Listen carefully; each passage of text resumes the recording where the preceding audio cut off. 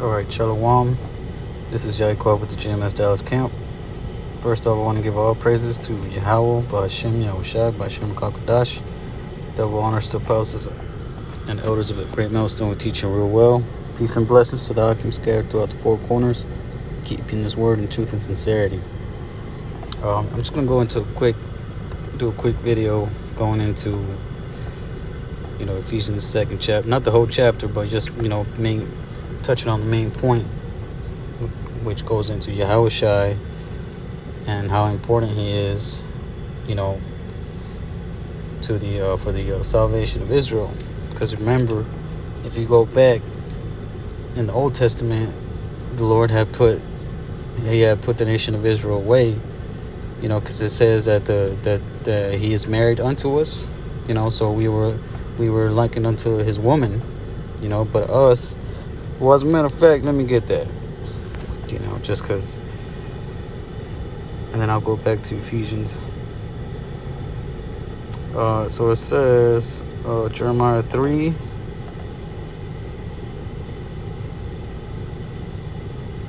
going to start at verse 6. Right? It says, Jeremiah 3 and 6. It says, the Lord said also unto me in the days of Josiah, the king, hast thou seen that which backsliding Israel had done? She has gone up upon every high mountain and under every green tree, and there had played the harlot. Meaning what? Symbolically that we were going off. We were worshiping other idols. That's why he likened Israel as a harlot. Because a woman's only supposed to be with one man for the rest of her life, and us as a nation being that woman, likened unto that woman, then we were committing spiritual fornication. We were committing that adultery. So it says, verse 7, and I said, after she had done all these things, turn down unto me, but she returned not, and her treacherous sister Judah saw it. Talking about the northern and southern kingdom. And I saw when for all the causes whereby backsliding Israel had committed adultery, I had put her away, and given her a bill of divorce. Yet her treacherous sisters Judah feared not, but went and played the harlot also. So both kingdoms went off, man. The north and southern kingdom. So because it says it right there. Yet her treacherous sister Judah feared not, but went and played the harlot also. So we were all went off worshiping all the different idols, man. Giving ourselves unto the ways of the other nations. That's off. The Lord said that's why he said in Exodus that he had made us a peculiar people, man. He has separated, he has separated us from the other nations, So it says, verse 9, and it came to pass through the lightness of her whoredom that she defiled the land and committed adultery with stones and with stocks, because we made different idols and all the statues and all the woods and stone and different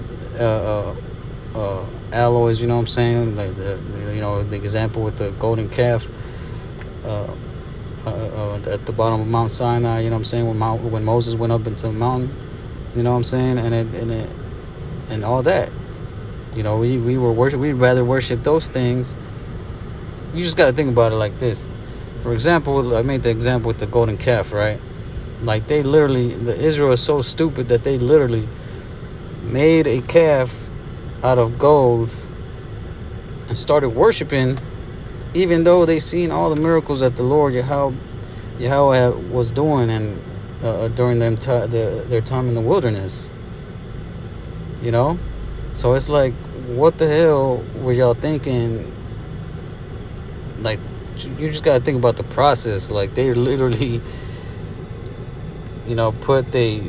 put elbow grease into building that calf, making that calf. It wasn't a light matter. I'm pretty sure it was a hard task to mold that calf. And they decided that that's what they were going to worship just because they thought Moses was taking too long up in the mountain,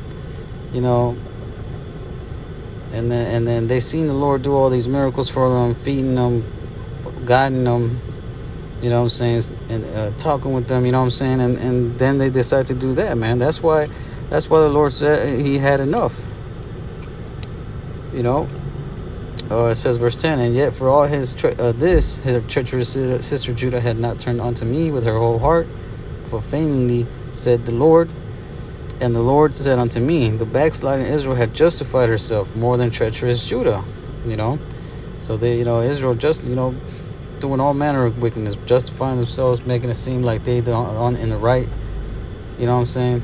So it says, verse 12, go and proclaim these words toward the north, and say, return thou backsliding Israel, saith the Lord, and I will not cause mine anger to fall upon you, for I am merciful, saith the Lord, and I will not keep anger forever. And that's why it says that in Baruch, the 4th chapter. Like he didn't give us unto the other nations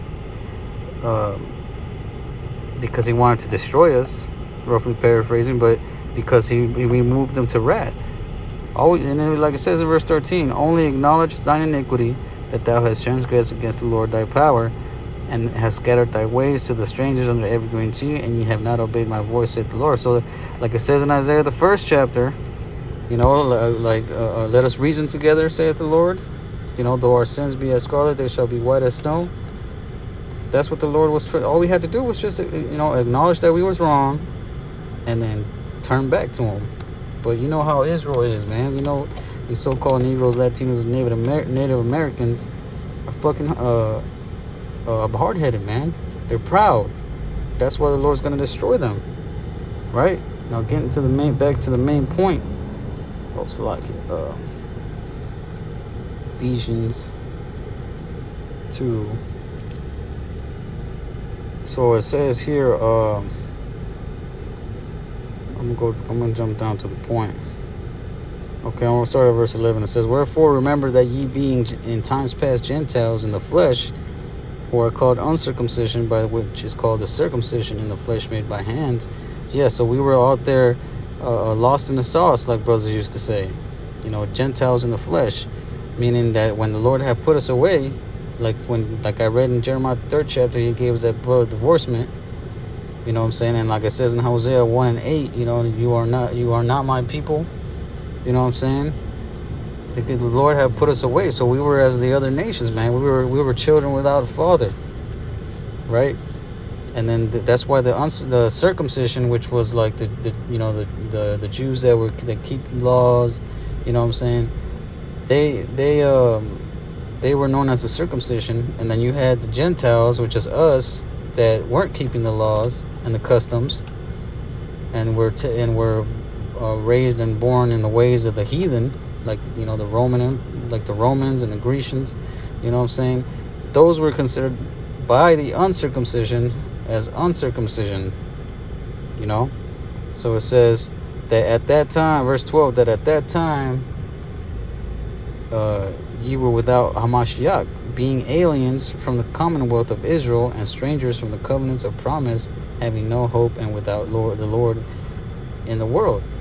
So we were out there being aliens from the commonwealth of Israel. So that shows you right there that it's not, when it comes to salvation, it's not talking about everybody, because not everybody was a part of the commonwealth of Israel in the ancient world. When the Lord set up the covenant between Him and us, the other nations were there. And I always get this word right. Oh, Salaki, I got an airplane mode, so I won't be able to show it, because I don't want people calling me, but the word aliens in the Greek is apolatreo, and it says to be shut out of one's fellowship or intimacy. And then what, like I just showed y'all, what was it? Who did that happen to? Israel, man, because the Lord wasn't dealing with the other nations, like it says there in Psalms. I showed my my statues unto to Jacob. He, and then it says that in the Torah. You know what I'm saying? That I have set aside a peculiar people, roughly paraphrasing. Right? So it says verse 13, but now in Hamashiach Yahawashi, ye who sometimes were afar off, are made nigh by the blood of Mashiach. That's why Yahawashi is important. Because through him getting up on that cross and sacrificing himself and shedding that blood, his blood, now we're able to come come back into the fold. Him being that ultimate sacrifice. Because there was a point of time when the Lord was done with our sacrifices. Because like it says, I think it's in Leviticus 17. I might be wrong, but the life is in the blood, and it's the blood that it makes an atonement for the soul.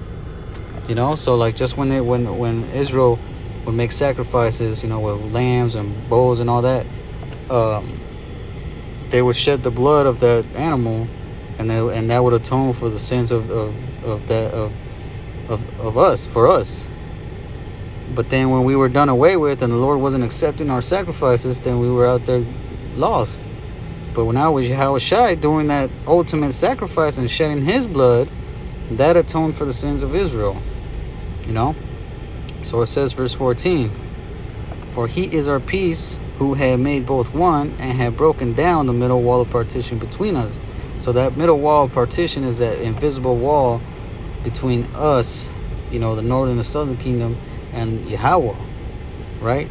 15, it says, having abolished in his flesh the enmity, even the law of commandments contained in ordinances, for to make in himself of twain one new man, so making peace. So, we weren't, like it said, like we were bound by the law, you know what I'm saying? So with Yahawashi, we're not I don't want to say afflicted, we're not being poked at by the law how we should be in Yahawashi, because according to the law, we should be put to death. We should be shut out, completely. But through the blood of Yahawashi, what I'm saying, now it's not, that law ain't poking at us like that.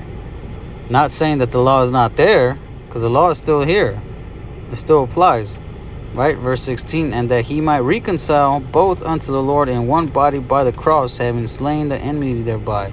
Having slain the enmity between us and the Lord. So the most Yahawashi is that mediator. And came and preached peace to you which were afar off, and to them that were nigh.